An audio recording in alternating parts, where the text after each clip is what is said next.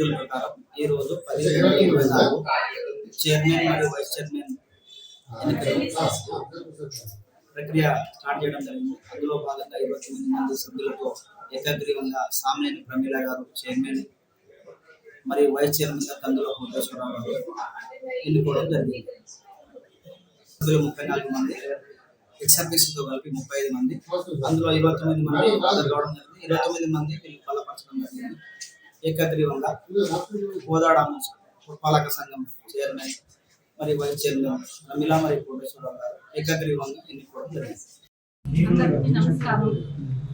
ఈరోజు కోదాడ పట్టణ పురపాలక సంఘ చైర్మన్గా పదవి బాధ్యతలు చేపట్టడం జరిగింది.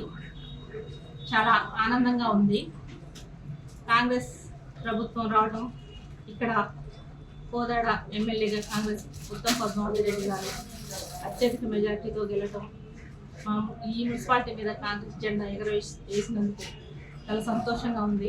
నాకు సహకరించిన మన ఉత్తమ్ పద్మావతి రెడ్డి గారికి, మరి కౌన్సిలర్ మిత్రులకు, అందరికీ, పెద్దలకు, కాంగ్రెస్ నాయకులకు అందరికీ హృదయపూర్వక కృతజ్ఞతలు తెలియజేసుకుంటూ కోదాడ పట్టణాన్ని ఒక అందమైన సుందరవదనంగా తీర్చిదిద్దాలని కోరుకున్నది.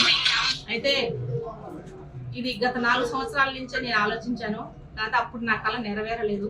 ఈ కాంగ్రెస్ ప్రభుత్వంలో నా కళ నెరవేరినందుకు అదేవిధంగా మేడం గారు కూడా మన ఉత్తమ్ కుమార్ రెడ్డి గారు హుజూర్నగర్ నియోజకవర్గంలో అత్యధిక నిధులు తీసుకొచ్చి ఎంత డెవలప్మెంట్ చేశారో అంతకాడికి ఒక 150 కోట్లు ఎక్కువ తీసుకొచ్చి కోదాడిని నియోజకవర్గాన్ని, కోదాడిని పట్టణాన్ని సుందరవదనంగా తీర్చిదిద్దాలనే ఎయిమ్ మేడం గారికి ఉంది. ఆ ఎయిమ్లో భాగంగా మనం ఈరోజు కోదాడ మున్సిపాలిటీని కాంగ్రెస్ కైవసం చేసుకొని అత్యంత సుందరంగా తీర్చిదిద్దుతానని మాట ఇచ్చింది. అదేవిధంగా పదవి బాధ్యతలు స్వీకరించాను నేను ఈ రోజు నుంచి. మేడంని సహకరించుకుంటూ వారి అడుగుజాడలో నడుస్తూ కోదాడిని అందమైన సుందర పట్టణంగా తీర్చిదిద్దుతారని ఈ కోదాడ పట్టణ ప్రజలందరికీ హామీ ఇస్తున్నాను.